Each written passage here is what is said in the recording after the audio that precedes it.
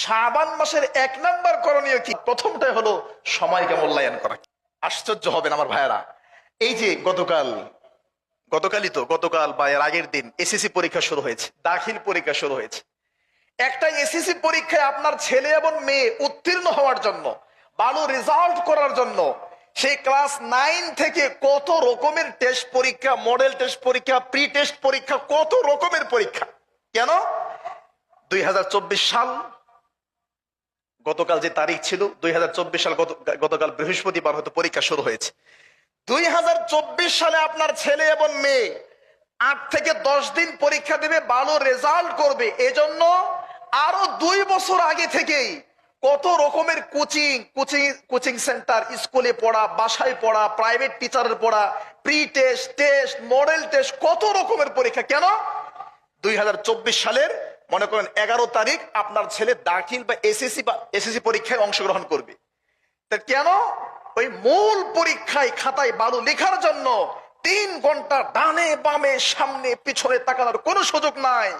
ছেলে যদি 10টা মেয়ের সাথে প্রেম করে, ওই মুহূর্তে যদি ছেলেটা অন্ততপক্ষে এই বিবেক থাকে যে আমাকে লিখতে হবে, ভালো রেজাল্ট করতে হবে, তাহলে ওই মুহূর্তে কোনো মেয়ের কথা মনে পড়বে না, বাবার কথা না, কারো কথা না। কারণ 3 ঘন্টা পরে খাতা টান দিবি।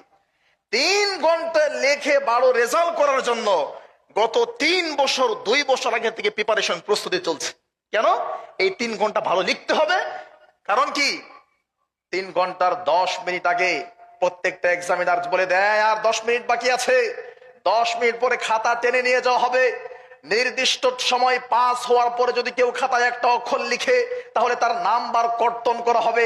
এইভাবে সবাই সতর্ক করে দেয়, কারণ টাইমের মূল্যায়ন করতেছে। ঠিক আপনিও রমজান মাসটাও আপনার ছেলে যেমন 3 ঘন্টা পরীক্ষা দেওয়ার জন্য 3 বছর যাবৎ প্রস্তুতি নিয়ে আসতেছে। কারণ কি? টাইম সীমিত, ওই টাইমে যা লিখবে তাই পাবে। ঠিক রমাদান মাস টাইম সীমিত, হয় 29 দিন, না হয় 30 দিন। এরপরে আপনাকে একটু সময় দেওয়া হবে না।